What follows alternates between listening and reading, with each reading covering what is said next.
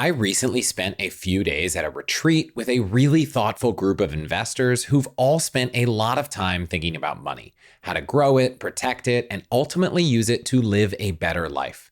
It was hosted by Long Angle, and the conversations went far beyond investing into health, relationships, parenting, time, and the real meaning of wealth.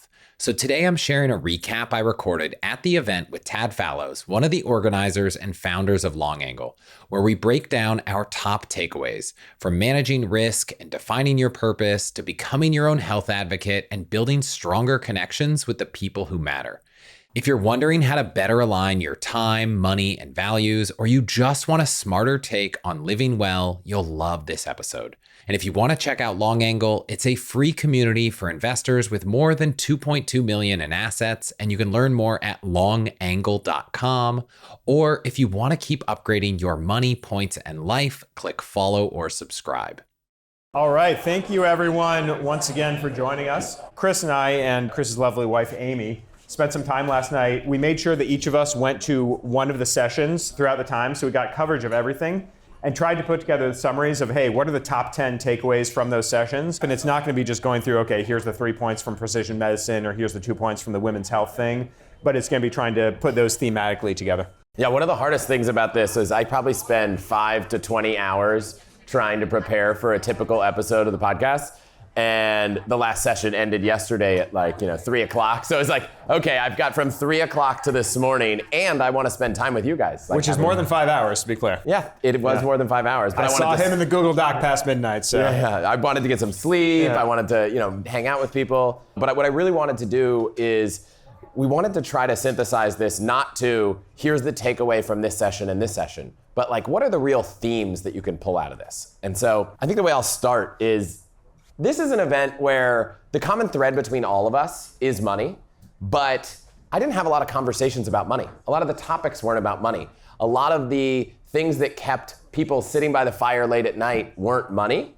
And there were actually a lot of other things that seemed like you could even call them assets that were more important. We talk a lot about compounding with our investments and letting your investments grow and grow, but one of the most important assets that came up in this retreat was health. And how important your health is. And if you don't have health, and specifically the combo of health span and lifespan, which I'll touch on, then you can't let those assets compound because you're not around for them. And maybe they could compound for future generations, but I'm sure we're all working hard to earn money so that we can actually use it and enrich our lives and the lives of those around us. And so there were 2 sessions that touched on this. And one of them really focused a little bit on the difference between health span and lifespan. And so yes, you can live a long life, but if that's not an enjoyable life, that's not a really great place to be. And we talked this morning in our little group about how you want that curve of deteriorating life towards the end of your health to be as steep as possible. You want a great quality of life all the way until the end, and then if it just all disappears, that's okay. As opposed to this slow, gradual thing that maybe we've seen parents and relatives go through where the last decade or even longer is not very enjoyable. And unfortunately, it seems that in our society, the way to tackle that is you've got to be your own advocate, right? I had an experience with high cholesterol, and I went to my doctor probably for the better half of 10 years, and the advice was things that weren't even true, like eat less cholesterol and eggs, which doesn't even have an impact on your cholesterol, get some more exercise, and for almost a decade, that was the advice. And finally, I took it into my own hands, and I started testing a few other biomarkers like your Lp(a) or your ApoB, and I was like, oh, this is real. I need to go get a coronary artery calcium score. And it's like, oh, this cost $100. And in my case, for some reason, it was actually covered by insurance, but no doctor had ever suggested any of this. And so you really have to just take on this responsibility, or I guess decide that this is an area where you want to spend to outsource it to someone who is, on the leading edge of that research, or just shop around, right? I'm sure that there are doctors covered by your insurance that will do this, but they might not be the first one or the second one or the third one or the fourth one. And nowadays, there are just so many different ways to get a check as to where you are, whether it's wearing a continuous glucose monitor for a few weeks and seeing how different things impact your metabolic health, getting different biomarkers, getting MRIs, DEXA scans, genetic screenings. That can have a big impact on everything. And just understanding where you are and having things to have a conversation with your doctor. One of the most powerful questions I asked my doctor once was, if I were willing to spend a little bit of money out of pocket, what should I be doing? And my doctor was like, what? Like, I don't get that question a lot. And I asked it to my dentist as well. And my dentist had the easiest answer. In like a split second, he said, get a third cleaning. And I was like, really? And he's like, yeah, I can't think of anything that would be more impactful for your oral health than getting a third cleaning a year. And I was like, oh, why doesn't everyone do that? He's like, well, because it costs $120. And I was like, okay, but like, if the most impactful thing I could do for my teeth is to spend $120 a year, that seems like people should know. He's like, well, insurance doesn't cover it, so I don't like to recommend it. And it turns out that a lot of the guidance I've seen from my care providers is that if it's not gonna be covered by insurance, they don't talk about it. But if you open the door to, well, can we talk about things that aren't covered if they're potentially not that expensive and can be really impactful? And the answer was yes, they're interested in talking about that, and it can have a lot of impact. The only other thing I'll add is when it comes to genetic testing, one of the things my wife did was she did a genetic test after her father had the BRCA2 mutation and found out she had this BRCA2 mutation, which puts you at an incredibly high risk for breast and ovarian cancer. And so she went to a few different doctors to try to find someone who's like, let's be really proactive about this. And there was another session here, which is where this all compounds, about women's health and specifically about menopause. And I think women's health gets 1% of all health research. So it's a very under-researched area. And a lot of the latest kind of consensus thinking from doctors might differ a lot from what doctors 20 years ago were thinking about. And so the theme in that session was the same. It's like, you have to be your own advocate. Menopause impacts your entire body. And if something's off, a doctor might say, oh, well, maybe you're not sleeping well. Here's something to help you sleep. But there could be a lot of underlying things. And so if you're not testing all of the things, and I don't mean all, like go test 1 million biomarkers, but if you're not getting a good baseline of where you're at, when something feels off, you might not easily be able to know, well, what caused that? Is that different from my test last year? And so she's going through the process of, I'm gonna mispronounce this, but either an oof or an ovarectomy to remove her ovaries in 2 weeks, which is gonna kick her in to some form of early menopause. And so she's, I guess, fortunate that it's not gonna come as a surprise at some point, but it's something that she's gonna know is about to happen. And a lot of the people she talked to, doctors she talked to, some of them were like, well, hormone replacement therapy, I don't know, it kind of has a bad rap, I'm not sure it works. And here at the session, there was a panel of health practitioners who were all like, no, the research now, consensus, is this is a good thing to do. And so again, if you're talking to a doctor and you don't feel like they're understanding what the latest research is, they're up to date with things, and I can understand that, doctors have a lot going on, staying on top of research is hard. Look around, do your own research, be in charge of this, because she's going through the process of testing all the biomarkers to make sure that she could dial in hormone replacement therapy with a doctor who's really supportive of it. And as a husband, I don't know if you've thought about this, like, I have not ever learned anything about menopause and the impact it has on the woman's body in school, from my doctor, from my family. And so it's been really interesting to get that perspective from her, from this room, and how important it is and how much it can impact you. I'm curious, I know you didn't attend the 2 health sessions, but have you been thinking about health a lot in your life lately? I have, and I think the biggest thing I would add, and this kind of ties into a theme that will come up a few times in different sessions here, which is, what is the role of third-party professionals or service providers, you could call them, whether that's looking at your portfolio and do I want to do all my own management, do I get somebody else, whether it could be in taxes, different areas, but specifically in this area of fitness, I know one thing that we've been looking at personally is what my wife asked for her birthday, is said, hey, I want you to figure out how to get me a personal trainer who's going to come to our house every Monday and Thursday night at 7 p.m. and make me work out. And it's not that she doesn't know how to work out, but having that person show up and actually be there and make her do it is a place where you say, hey, that'll be a couple $100 a week. That's gonna be the highest ROI, $200, because to your point around your health, if that actually is the thing that gets you over the hump on doing it. So I think, you were talking about how it's not just about money, even if that's a sort of common denominator of the group. And it was funny, I actually was speaking with a good friend of mine. We've been friends since freshman year of college, but she came here and she's sort of in the New York family office circuit. And she says, hey, I go to a lot of family office events. This is the only one where no one's talking about investing. They're talking about everything except investing. But I do see that as an investment. Some of it can be this information of a different doctor, but some of it is just, hey, I may have all the information. I listened to this one podcast where he said, hey, if knowledge was the limiting factor, we'd all be billionaires with 6-pack abs. It's all around, how do you actually get execution? So I think that's another way to kind of throw a relatively small amount of money at the problem and get a very high return on it. Absolutely. This episode is brought to you by Element. If you've listened to this show, you know I'm always searching for ways to optimize my life, and Element is genuinely one of the simplest, most impactful upgrades I've made. I drink Element almost every day, and I bring it with me every time I travel. Here's why. Staying hydrated isn't just about water. Electrolyte imbalances can lead to headaches, fatigue, brain fog, poor sleep, and most electrolyte drinks out there are packed with sugar and dodgy ingredients. But Element is different. It's zero sugar, zero artificial junk, just a perfectly balanced mix of electrolytes and sodium that's backed by science and tastes great. Since I started drinking Element, I've noticed clearer focus throughout the day, better sleep at night, and I'm more energized for workouts and recovery. Honestly, it's really hard to imagine going back. So whether you're an athlete or just someone like me trying to get the most out of every single day, you've got to try Element. And they are so confident you'll love it that they offer no questions asked refunds, so you can try it risk-free. For all the Hacks listeners, you can get a free 8-count sample pack of Element's most popular drink mix flavors with any purchase at allthehacks.com/element, LMNT.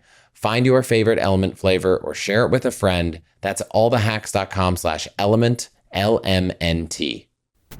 This episode is brought to you by Vuori.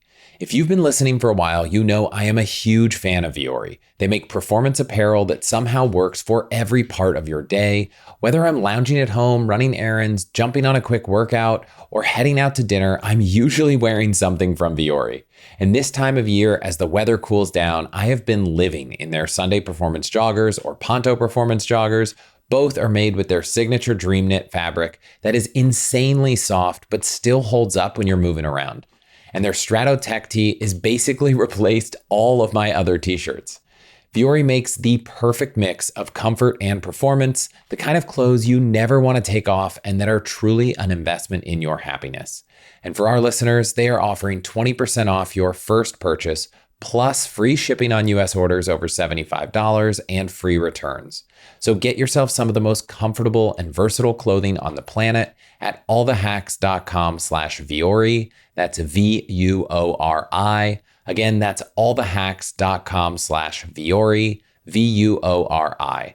Exclusions apply. Visit the website for full terms and conditions. The second asset that I thought, this one actually started this event. So we started this event with these circles where we got together with a group of 10 people and we just kind of talked about what's going on. I'll share this diagnostic we did later. But the other asset that seems to be one of the highest returning assets in everyone's life, and it's not money, was relationships and people. And the theme amongst a group of, I don't know the average age at this event, but I'd say probably mid-30s to mid-60s, like a pretty wide range, was building relationships as an adult, especially in a world where many of us are now working from home or not going into the office every day or overwhelmed with our kids such that we're not being as social as we used to be, is really hard. And in our group, I think every single person was like, gosh, I wish I had more real friends. And this is true across almost every group. As I talk to other people, there was this common theme that having friends, which seems like such a fundamental, easy thing that we overlook, was just something that was hard for a lot of people. We've grown apart, we've moved away from where we were because we had kids and we moved to some suburb, we moved for a job.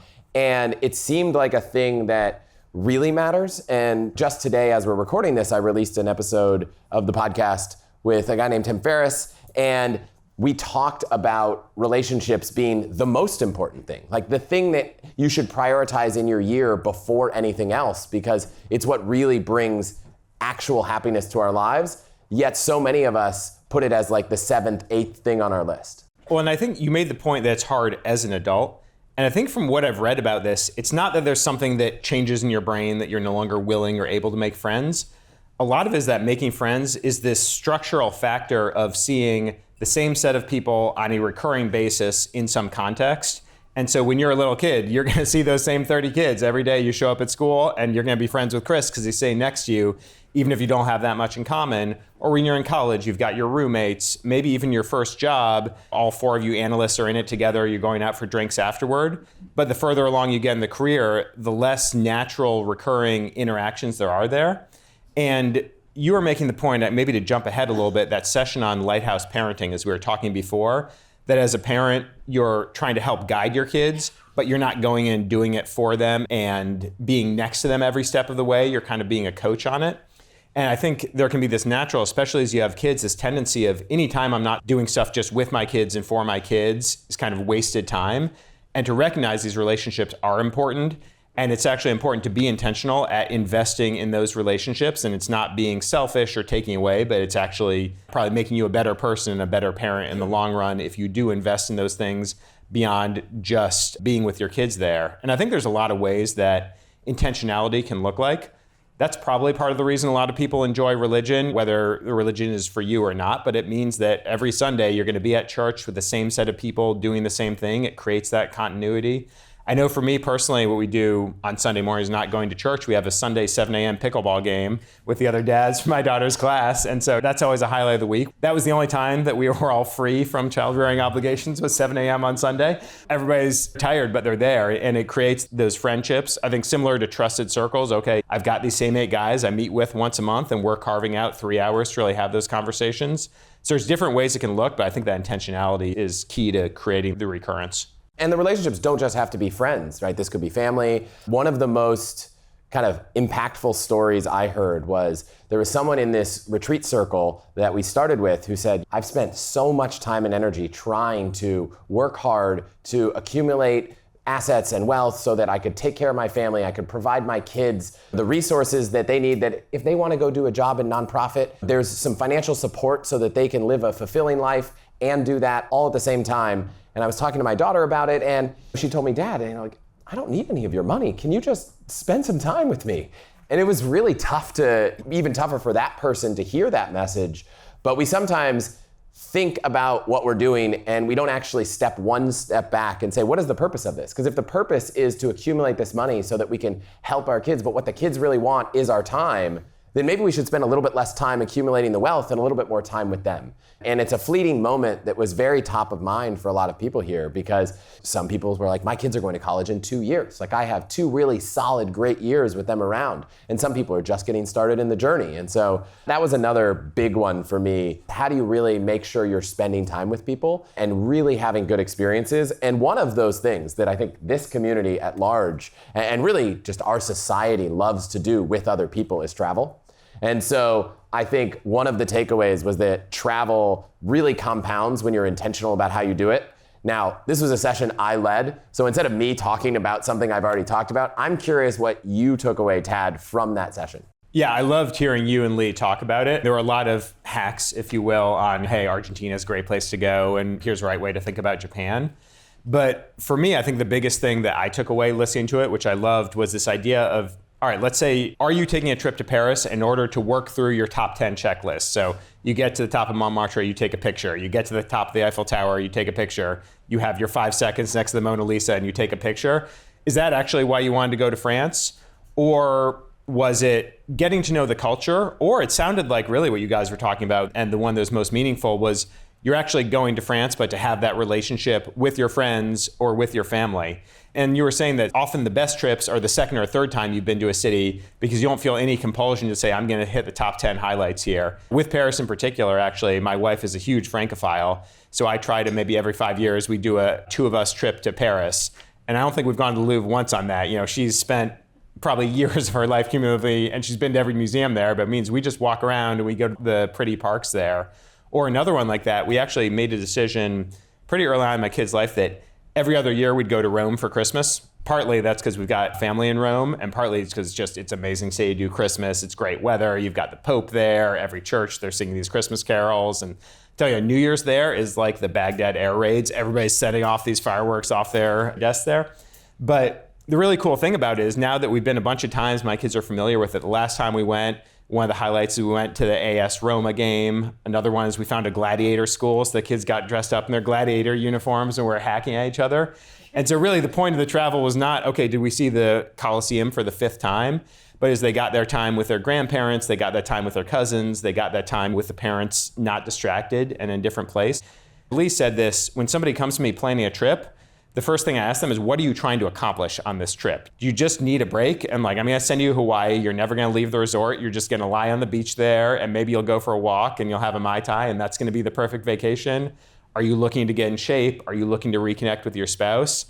If you know that what you're trying to accomplish beforehand, then travel can get you what you're trying to accomplish. But otherwise, and this will come up in some other things, if you put the cart before the horse and say, well, what's the perfect itinerary, but it doesn't fit where you are in your life? He's also saying, look, if you've got a newborn baby and you want to go to Europe for 4 days, you literally can do it. But there is no reason to go to Europe for 4 days with a newborn. You should go for 3 weeks if you want to take that trip. Kids are an interesting thing to travel with. We took a pause because, we went through that phase where they barely sit still, and now we're about to start embarking on that journey again. We've got a trip planned to Japan. And again, for us, it's a repeat destination where we have no pressure from my wife and I to do anything, and we can just kind of see the city through our kids' eyes, which is a really interesting experience, right? To watch your children experience a thing that you've experienced in the past.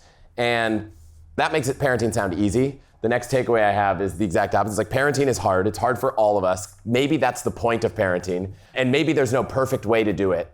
And one of the biggest challenges, I think, today, you could probably walk around this room and any Instagram scroll and any TikTok scroll and any blog post, and you'll find a million different results of how you should parent, what you should do, what's ruining your kids' lives. And it might be the same thing that's enriching your kids' lives on another post.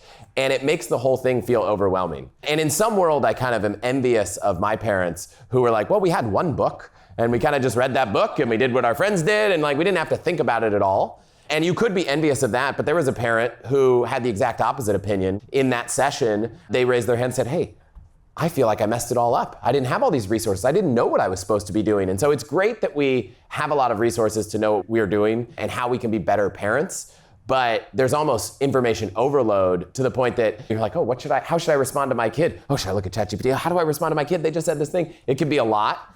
And I like the simplicity of the lighthouse parenting concept, which Andrew explained as there's this lighthouse and your kids are riding the waves and your job is to be this grounded thing that's there, that's supportive, but not always to just go get in the waves with them. Let them deal with the struggles. And it can be so hard to watch your kids struggle and not just try to solve the problem. But then I look back to my childhood and I was like, I was just in the woods trying to figure things out on my own. And that seems crazy that we would even let our kids roam free in the woods these days. But they need to learn that independence somewhere. And they need to learn that you're there, you're reliable, you're predictable, you'll be there to support them. But they've got to ride those waves. They've got to figure it out on their own. And so maybe instead of giving your kids a job, make them get a real job where they have a boss that's not you. And there are a lot of examples of things like that to just kind of help them figure it out, but not figure it out for them. Yeah, I think that's a great point. I heard a member talking about this. He was saying, it's easy when they're really little. When your kids are trying to learn how to walk up the staircase, you have zero temptation to pick them up and put them at the top of the staircase and say, okay, I solved your problem. You're now at the top of the stairs. Enjoy yourself. But then applying that to my kid's now in 6th grade, and not all of his grades are where they should be. It's much harder to say, okay, well, that's on you if your grades aren't where they need to be. Or, if you're going to freshman year of high school, it's going to be on their transcript. It's much harder to let them do it themselves. I'm from Texas, so we talk about grace a lot. Your idea of it's okay for your kids to fail, I would also say as a parent, there's no right answer. We should give ourselves some grace that we're not going to get it exactly right in the parenting. I think the more we can try and do that, I think it builds on itself. For me, the example of this with my kids now being in middle school and certain things I'm not comfortable with them failing at, but trying to find the ones where they can. My son had his bar mitzvah recently, and going into that, I decided, you know what, this is something that we're only gonna do this if this is your deal. And I told him directly, I was like, you know what, you can do it, you can not do it, you can take it seriously, you can do a crappy job, that's totally on you. And it was amazing. I would never say that to him about math class. It would be, you're gonna get an A, you're gonna turn in all your homework, you're gonna do it right. But when he actually knew that I meant it, that it was totally his choice how well he did it, he was there every Saturday morning reminding me oh, I got my Zoom call with Hadar, get me on there so I can do my tutoring. And he was practicing his letters late at night. And it was up to him that had significance, but it became a much more meaningful experience because it was something he was driving himself. Where we can, I think we all want to try and extend that to the things that really do matter. Because also ultimately, we're not going to be there when they get to freshman year of college. You're not going to be waking them up and making sure that they get out of bed at 8 a.m. and get to class on time.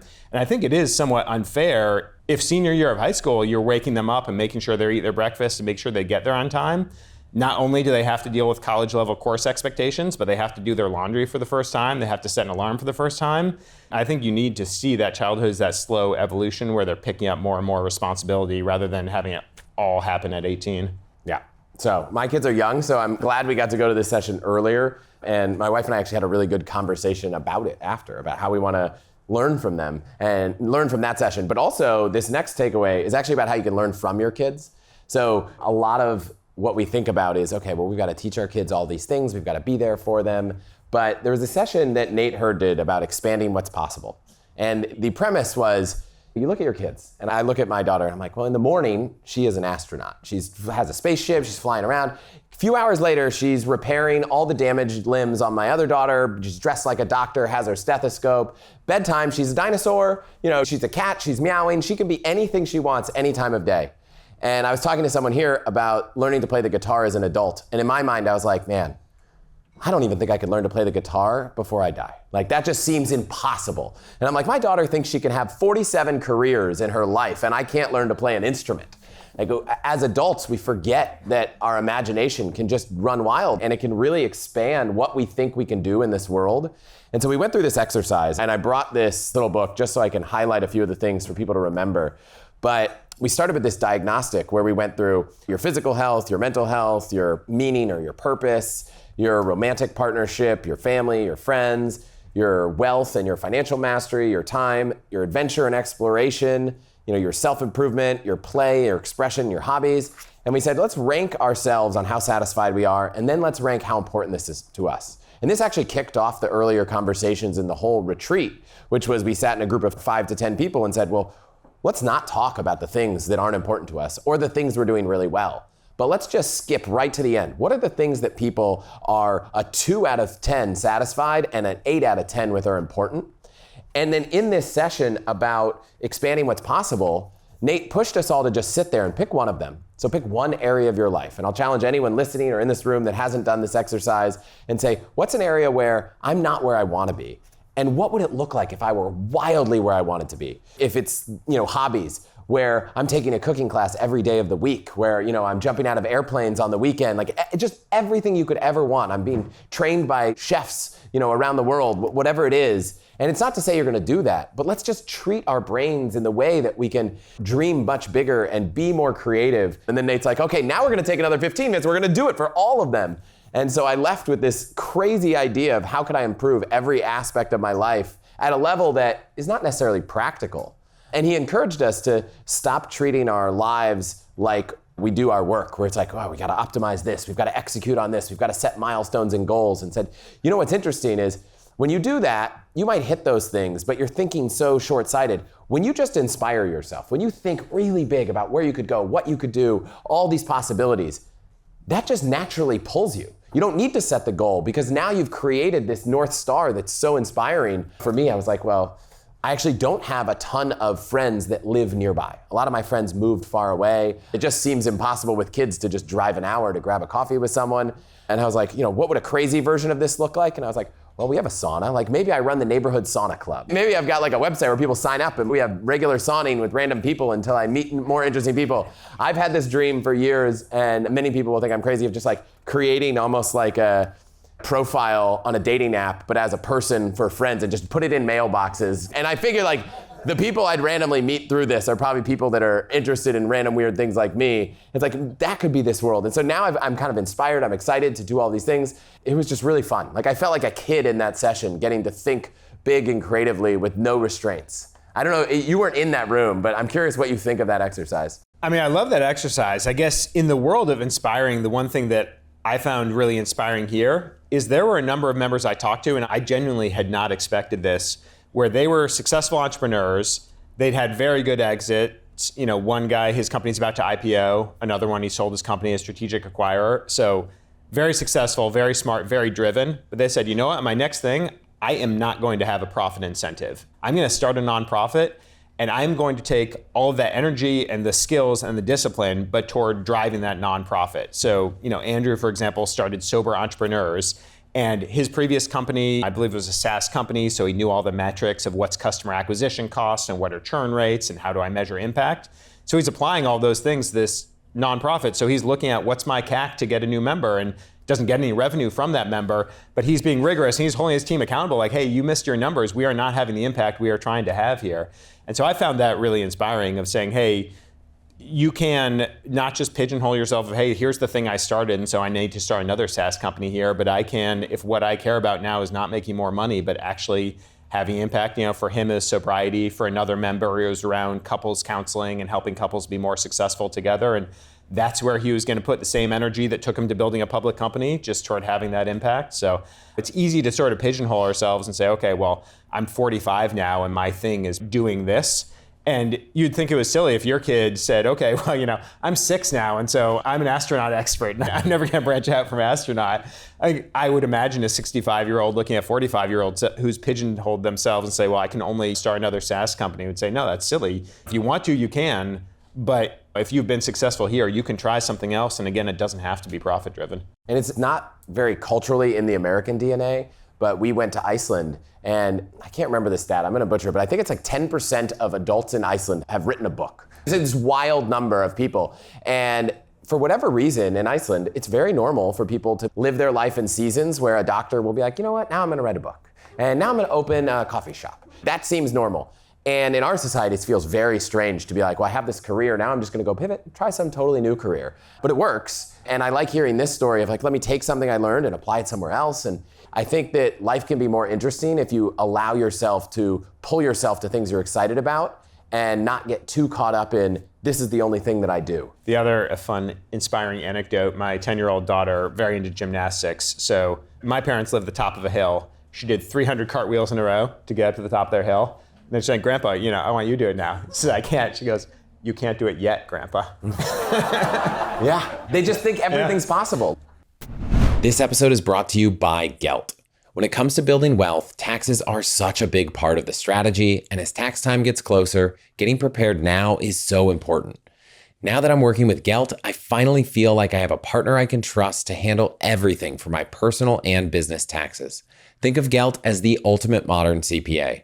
Of course, they have an in-house team of expert CPAs to work with who can help you determine the most effective tax strategies to minimize risk and grow your wealth. But they also have an amazing tech platform that gives you personalized guidance to maximize your deductions, tax credits, and savings. It also has an amazing document vault where you can upload all your files, tag them with relevant years, and even see when your team has reviewed each file. Beyond that, the tax library you get access to as a client has dozens of in-depth guides on everything from retirement plan choice, taxes for new parents, qualified business income or QBI, and so much more. So if you're ready for a more premium, proactive tax strategy to optimize and file your taxes, you have to check out Gelt. And as an All the Hacks listener, you can skip the waitlist. Just head to allthehacks.com/Gelt, G-E-L-T. Again, that's allthehacks.com/Gelt to stop overpaying on taxes. This episode is brought to you by Fabric by Gerber Life. I think most of us have a list of things we know we should do, but never quite get around to. And for a lot of people, life insurance is one of them. But if you have a family that's depending on you, that is not something you want to put off. And Fabric makes it so easy. Fabric by Gerber Life is term life insurance you can get done today, made for busy parents like you, all online, on your schedule, right from your couch. You could be covered in under 10 minutes with no health exam required. Fabric has flexible policies to fit your family and your budget, like $1 million in coverage for less than $1 a day.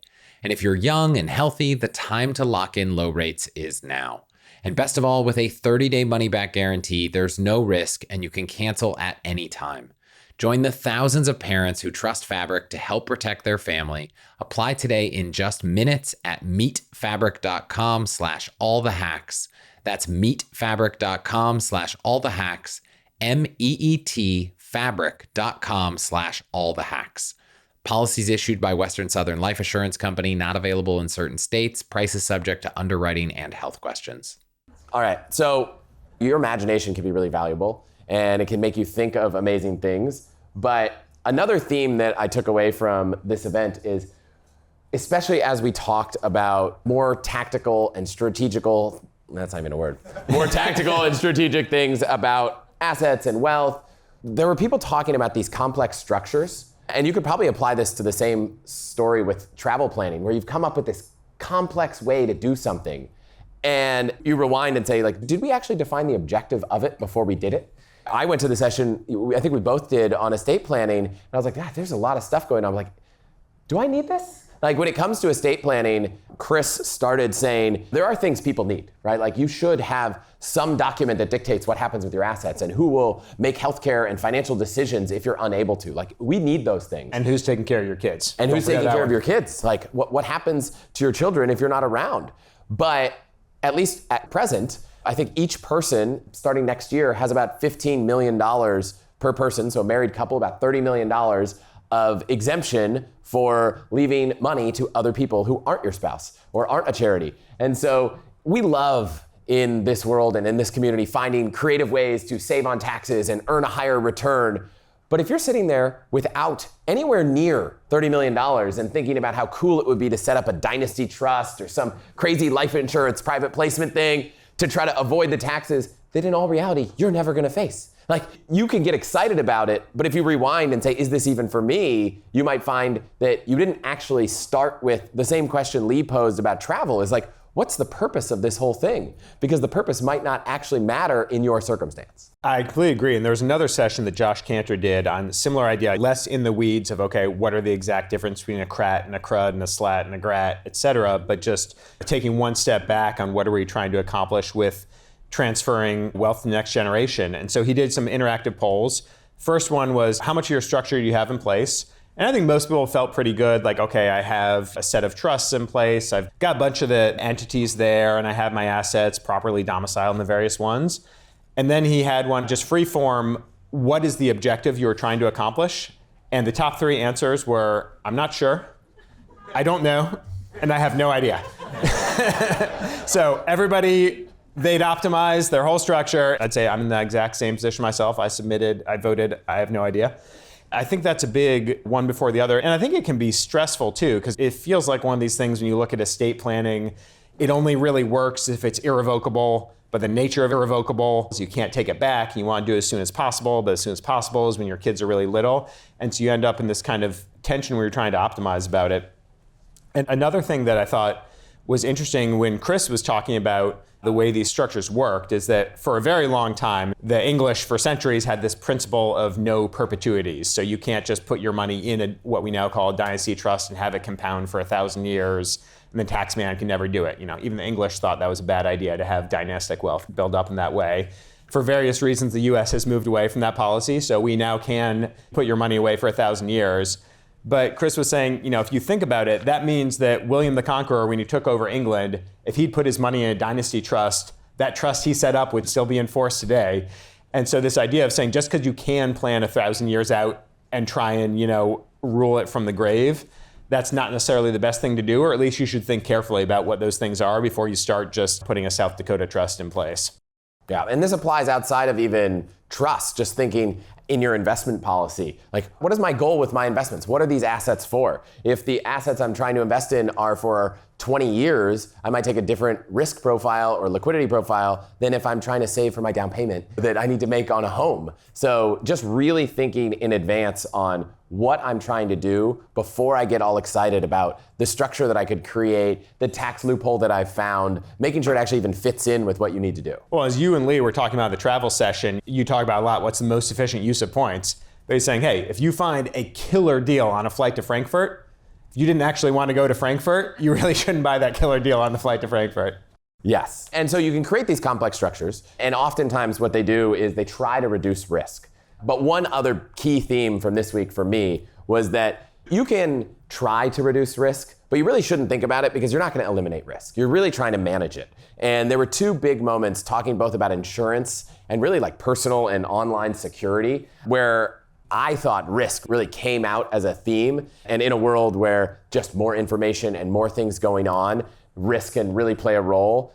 You talked about insurance and went to that session. I'm curious what the big takeaways were. The concept of the session was two things. Hey, why are insurance rates going up so quickly? And especially in places like California where you live, but also Florida, Carolinas, Texas, why am I getting dropped entirely? And then what can I do about it?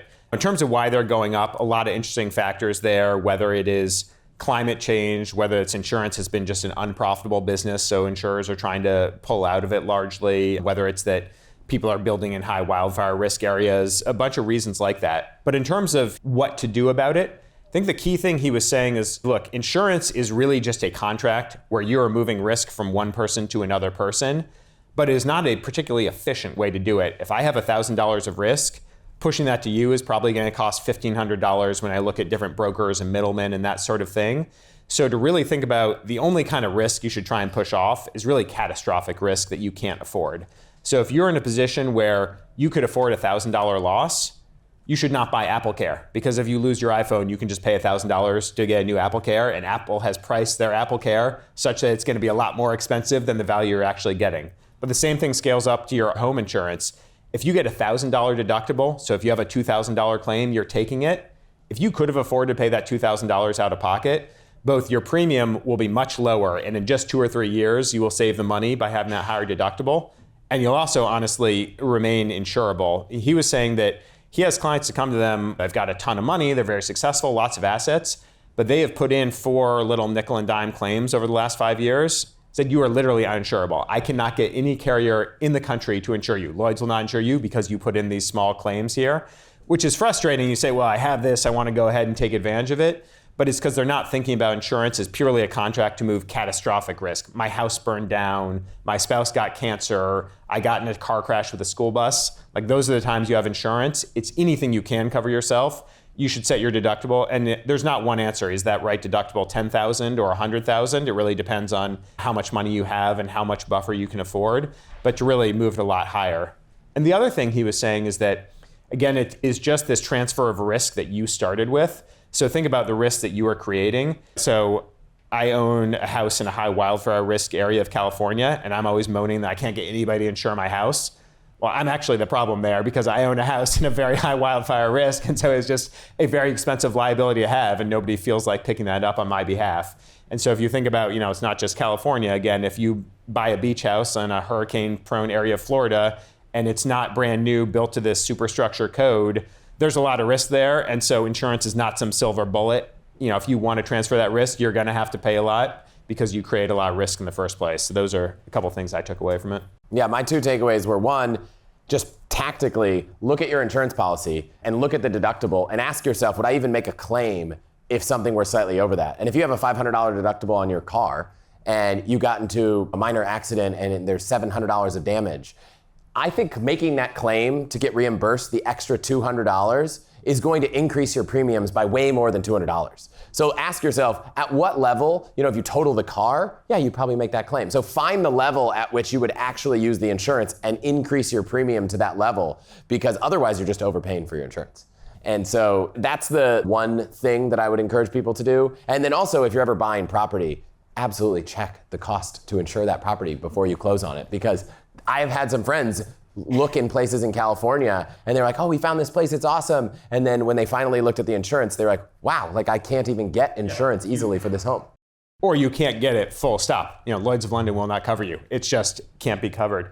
And also, one other thing on those, tactical thing he shared is the claims follow the home. So if the person who owned that before you, if they had a water leak and they put a claim, when you're trying to insure that house that you bought, you're going to be dinged for that claim they put in because the insurer is going to say that home is risky. So that's another tactical thing to look out for.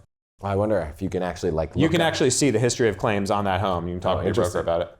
And there's one specific risk that I took away from this event that I think I hadn't really thought about when it comes to investing. And that is that right now, I used to think that the easiest way to invest, just put your money in the US stock market. It's just so simple, right? Buy the S&P 500, don't worry about anything else. Don't worry about all these crazy investments. That's pretty diversified. There's a lot of different types of businesses and different industries in the US, so you're good. There was a session about private investments and all the private markets and going beyond that traditional 60-40 portfolio. And one of the takeaways was, if you actually look at the S&P 500 and you look at the US stock market, you are very concentrated. It is not as diversified an investment vehicle as it once was. And even if you look just at the broad US economy and say, well, yeah, lots of things are concentrated in technology, right? Like, do you know what percentage of the S&P 500 is technology? I mean, it's pushing 50%. It's something crazy. And even often they say, well, Apple's not really technology, that's consumer. But anything a normal human thinks of as technology is probably half of your S&P. And you take that, and then you look at, well, there's even a lot of technology opportunity outside of the public markets. I think OpenAI's recent valuation was $500 billion. You have companies staying private so much longer. And so if you're not looking at diversification beyond one single index fund, one single kind of geography, you're probably under-diversified. And that could look like different funds that you don't have to go search long and hard for, but it also could look like other geographies. And I think on top of that, I bet a lot of your listeners, live in the Bay Area or somehow work in tech. So then they're compounding that personal career concentration on tech with then their retirement savings, their emergency fund are also heavy into tech there. And I think it's tricky because it's something where if you look at it today, if you said 10 years ago or 20 years ago, I'm all in the S&P, or even more, I'm all in on the NASDAQ, I'm all in on the FANG stocks, you have made a fantastic bet. And I think that one of the hard things about looking at this stuff, a 10 or a 20-year sample size is not actually statistically significant. So it could be your whole adult life and feel like, well, of course, it's smart to bet on Facebook, it's done great, or smart to bet on Google, it's done great. But I think we should all be humble that there's a significant degree of luck there. And so if you say, hey, my history is not just what's happened in the US in the last 30 years since I've been investing, but actually what's happened global in different equity markets over the last 150 years.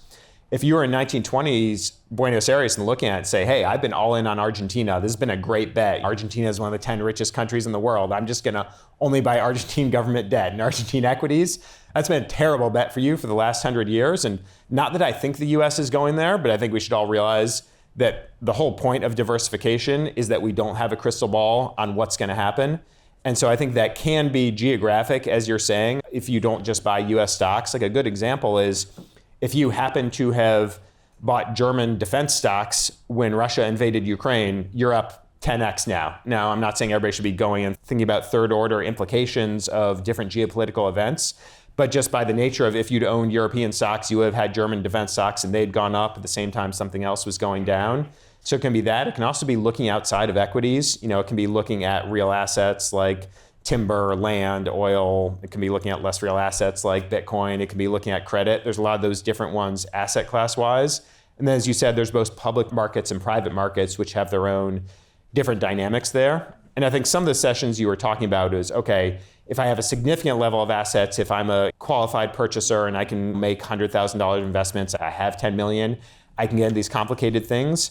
But you don't have to be at that level. There's a lot of easily publicly tradable things that may not be quite as good exposure to those diversifiers, but are fully liquid and you can get into for $100. So whether you look at REITs that are investing just in US farmland, you can buy a US farmland REIT at probably $20 a share to put as much as you want there, or whether that's investing in energy companies or international ETFs or Bitcoin tracking funds. So these are not only applicable to those with significant access and the ability to get the best access, it can go sort of anywhere on the net worth ladder. Yeah, I think I'd always mentally thought there's all these better asset classes that you get access to as you have more money. And I think the real trade-off is there's these two spectrums of diversification and liquidity. And if you have more money, you can get into a set of assets that you can't without more money. That is true. But most of those assets, the trade-off isn't just better return for access. It's often better return for a lot less liquidity. And so yes, if you have less assets, you might not have access to them. But most people who don't have that many assets probably don't want assets that are going to be tied up for 10 or 15 years. And so there's kind of two spectrums of trade-off. And so you can still get exposure to those asset classes. You might not get the same return, but it's because they're fully liquid. And I would also say there's sort of an information arbitrage here. I think one of the best things about public markets is they perform price discovery. So if you're blindfolded and pick 50 stocks at random, you're going to get general index-like returns. And that's actually one of the things that it doesn't bother me that much to kind of pick random stocks, because you're sort of entertaining yourself and you're really just investing alongside the overall economy. But that's not true in the private market. So I think the other thing is it is much more difficult to diligence those. And if done correctly, you get the alpha of that. But if done randomly, you get the negative alpha of doing it randomly. This episode is brought to you by Masterclass. If I'm trying to rewrite something or do some research, AI tools have been great. But when I'm really trying to learn something meaningful in my business or my life and really build some mastery, I love to turn to an expert or mentor. And one of the first places I look for that is Masterclass. Masterclass is the only streaming platform where you get unlimited access to over 200 classes taught by the world's best business leaders, writers, chefs, and more. And if you're short on time, you can get thousands of bite-sized lessons across 13 categories that can fit into even the busiest of schedules. You can learn to win negotiations with FBI hostage negotiator Chris Voss, unlock investing fundamentals from Wall Street pros, master leadership with top CEOs like Bob Iger and Howard Schultz. But it's not just business topics. I am loving the new Science of Parenting series right now and learning so much about being a better parent to our 2 girls. With Masterclass, plans start at just $10 a month, billed annually, and come with a 30-day money-back guarantee. And right now, our listeners get an additional 15% off any membership at allthehacks.com/masterclass. That's 15% off at allthehacks.com/masterclass, allthehacks.com/masterclass. Thank you for being here today. You can find all the links, promo codes, and discounts from all our partners at allthehacks.com/deals. They're all brands I love and use, so please consider supporting those who support us. One of the takeaways I got from this event is you can earn money, but you can also let trying to optimize the amount you earn and the amount of taxes you pay really just take over your mind share, your hours of the day, your emotional state. One example was around becoming a qualified real estate professional. This was in the tax planning session, and it's a thing you can do, right? There are very few ways that you can take a loss on a business and apply that loss against your income from a high-paying W-2 salary. And that is a way you can do it.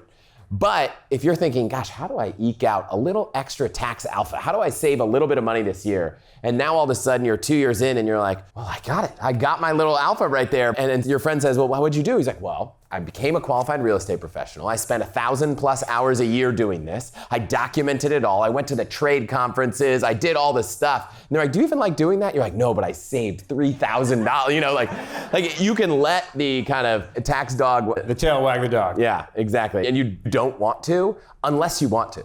Yeah. No, I think a lot of those, if they actually fit the lifestyle that you want to have, they're a fantastic one. So I have a great friend back home, the managing director of a law firm. He makes probably millions of dollars a year. His wife is a realtor. For them, it's fantastic because she was already a realtor. She enjoys being a realtor. Now their rental properties, their paper losses are deducting from his huge profits from the law firm, but they're not actually jumping through any hoops they wouldn't have otherwise have had. But if I'm trying to become a realtor, that's crazy. Yes. And Guy Raz gave a talk, and he had a really profound kind of statement, in my opinion, was that he's interviewed people that have far out accumulated wealth than he has, right? The billionaires, 100 millionaires. And he said, beyond a point, the money doesn't really matter. Like I can do all the things I need to do, and I'm not necessarily chasing that. And I think we could probably all learn a little bit of his acceptance of, I'm at a place that lets me do what I want. And I know we're all competitive, we're all curious, we all want to achieve more and more and more. But for the same reason you might want to stop focusing on the accumulating side and spend time with someone, you might want to stop focusing on it just to regain your own sanity because maybe it doesn't matter. And I'm surprised that someone who's so exposed to people that are on that journey and have 10x, 100x, 1000x their wealth, he just seemed very grounded about it. No, I agree. And it got to your point around the precision medicine talk and the person there making the point that, hey, no one in this room would switch places with Warren Buffett. You would have 1,000 times as much money, but you don't want it because it comes with the other trade-off of you're about to die. And so, this same idea here of, as Guy Raz said, I have enough money to do whatever I want. There's nothing that a billionaire can do that I can't do that I actually want to do. Like you can go on a yacht, but if I don't want a yacht, then... Yeah, he's like, I don't want to fly private. I don't want a yacht, so I don't need those things, but I can hang out with my kids. And in the same episode I did with Tim Ferriss, he was like, it's not that expensive to go on a trip with your friends. It doesn't mean you need to fly a G5 to Europe and live on an island. You could just rent an RV and go camp in the woods. There's a lot of things you can do to have the similar emotional experience with people you love that don't cost a lot of money. And the more you accept that, the easier it is to stop focusing on accumulating money and letting your optimization of your taxes, letting the extra percent you want to eke out of your portfolio kind of drive where you spend your time and energy. Although I would just build on that to also be a little less philosophical and more tactical. I think there's another place where you can make a mistake on over-optimizing for taxes, which is if you let yourself become way over concentrated, there's certain strategies you can make. You can say, okay, I'm going to donate it to a DAF and that'll help, or maybe I'll do an exchange fund, or I'll do some direct indexing, things that mitigate that tax. But if you are so maniacally focused on just not paying taxes and say, I'm going to follow this buy, borrow, die framework and the IRS will never touch it, you can just from a pure selfish financial self-interest perspective make a big mistake. I'm a little older than you are, so I do remember, the dot-com bubble, and there were people who had $10 million of WorldCom or AOL or Lucent. They said, well, I don't want to sell it and pay $4 million in taxes on that. Well, their 10 million of pets.com went to literally zero. And so by just focusing on the tax aspect, they made a terrible personal financial decision. And so being willing to say, you know what, the taxes is part of the picture, but it is not the whole picture on my financial management. And to anyone in that position, I always push them to just pretend their broker or their spouse or someone just mistakenly sold the asset they don't want to sell because of the tax consequence or the current price, and then just pause and say, okay, we made this mistake. Do we want to rebuy it? If that person who had $10 million of pets.com stock that didn't want to sell it because they thought, God, there's a big tax hit. Let's pretend they did by accident. Now they're sitting on $6 million after taxes.